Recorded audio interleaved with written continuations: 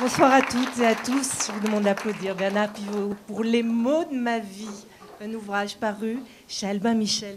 Un livre de mots, c'était, m'a-t-il semblé, une évidence, mais est-ce que ça a été vraiment une évidence que de raconter, de vous raconter comme vous ne l'avez jamais fait, puisque on découvre l'intime, une partie d'intimité, à partir de mots, comme allant de A à Z, évidemment, comme on pourrait feuilleter un dictionnaire. Cela remonte à mon enfance pendant la guerre. J'étais dans un petit village du Beaujolais et je n'avais que 2 livres à ma disposition. C'était les Fables de La Fontaine et une édition du début des années 30 du Petit Larousse. Et donc je me suis longtemps baladé dans le Petit Larousse, allant d'un mot à un autre, relevant des mots qui me plaisaient, généralement les plus longs, sur un carnet à 2 sous. Et donc c'est une sorte de clin d'œil affectueux au petit garçon que j'étais à ce moment-là, il y a bien longtemps. Et puis la deuxième raison, c'est que lorsque un écrivain raconte sa vie, il choisit évidemment l'ordre chronologique, la biographie. Or, la mémoire, la mémoire n'est pas chronologique. Elle est tout sauf chronologique. La mémoire, elle est folle, elle est capricieuse, elle fait ce qu'elle veut. Elle vous envoie des souvenirs qui sont très lointains, et puis 2 minutes après, c'est un souvenir d'hier ou d'avant-hier. Et puis ce sont des souvenirs joyeux ou des souvenirs tristes. Donc j'ai au fond, si j'ai adopté l'ordre chronologique du dictionnaire, c'est parce qu'il correspond au désordre de la mémoire, de sorte que les mots à la suite les uns des autres restituent aussi bien le côté littéraire, intime, professionnel, gourmand de ce que j'ai été durant toute ma vie. Oui, ça, c'est donc les mots qui ont imposé les souvenirs, oui, finalement. Et puis parfois, le mot famille, oui, ça j'en fais l'aveu un peu douloureux, c'est-à-dire que lorsque j'ai commencé comme journaliste à la télévision, donc ouvrez les guillemets d'abord et puis ensuite très vite apostrophe, j'avais une famille et lisant entre 10 et 14 heures par jour, il faut bien le dire, négligé ma famille au profit de ma vie professionnelle. Et évidemment que mes filles, notamment, en ont souffert. Et j'en fais l'aveu dans ce livre. Et c'est vrai que d'une certaine manière, qui aime lire ou qui aime écrire s'isole des siens.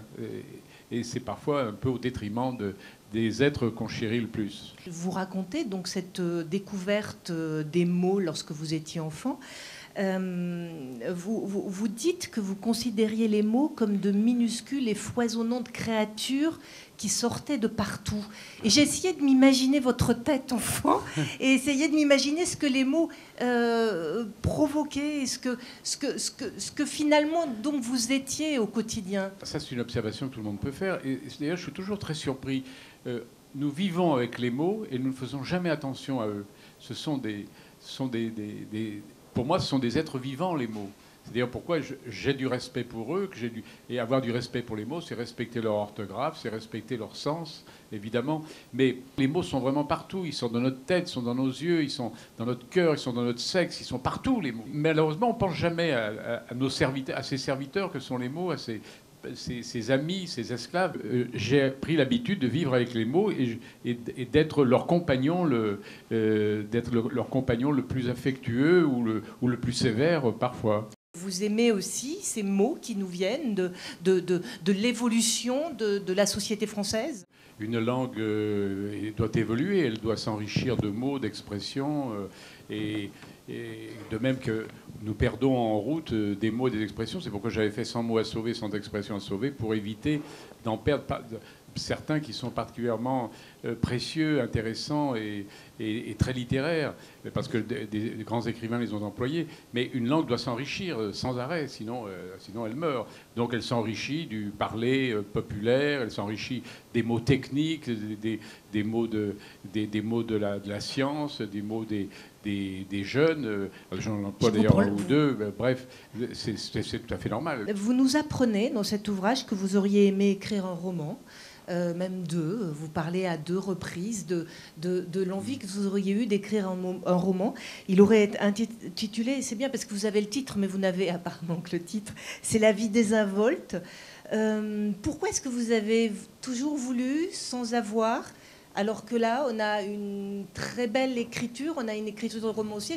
Je crois que tout le monde vous l'a dit en vous lisant. Oui, mais comment dire j'ai écrit un seul roman quand j'étais jeune, j'avais 22 ans, j'ai écrit qui a été publié, qui s'appelle L'amour en vogue. Et puis je me suis aperçu, quand je suis devenu journaliste littéraire, que franchement le roman que j'avais écrit n'était pas à la hauteur des romans que je lisais. J'ai considéré que je n'avais ni le talent ni le courage de devenir un écrivain, et je me suis dit qu'il valait mieux être un bon journaliste plutôt qu'un mauvais écrivain. Donc je crois avoir eu raison. Ouais.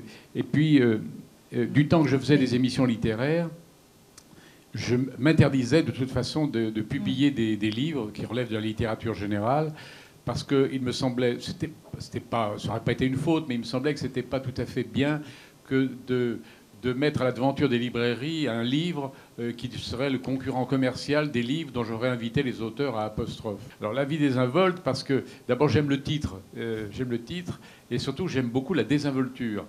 Sauf que je ne suis pas du tout désinvolte, mais j'aurais aimé être désinvolte. Vous racontez, alors je ne sais plus quel est à partir de quel mot vous parlez de ça, mais que la vie finalement, elle s'est présentée à vous assez naturellement. Les choix sont venus, que les livres sont venus, la télé. Non. Alors je comprends pourquoi vous pouvez pas donner la citation. Tout simplement, c'est parce que j'ai pas mis le mot chance. Oui. J'ai pas mis le mot chance parce que la chance a couru tout le long de ma vie, et donc la chance court tout le long du livre. Et je me suis dit, si je mets le mot chance, je vais répéter ce qu'il y a par ailleurs, et donc ça va être redondant. Donc évitons la redondance. Vous parlez de votre mot préféré. Le mot préféré, il est absolument optimiste et plein de vie. C'est le mot aujourd'hui. Les historiens travaillent sur le passé, les futurologues sur le futur, et notre matière à nous, c'est le présent, donc c'est aujourd'hui. D'ailleurs, nous nous approprions tellement le mot aujourd'hui que nous disons nous sommes le jeudi 12 mai, c'est ça, non ? Nous sommes le jeudi 12 mai. Nous sommes le, c'est-à-dire nous approprions la journée d'aujourd'hui. C'est assez extraordinaire, cette manière de parler. Et puis, au milieu d'aujourd'hui, vous aurez remarqué, entre le D et le H, il y a quand même une apostrophe. Alors, évidemment, ça m'a fait plaisir. Tant mieux, hein, parce que celle-là, elle est importante dans votre vie, cette apostrophe. Les mots de ma vie, Chez Albin Michel. Un très grand merci d'avoir été avec nous cette fin de journée.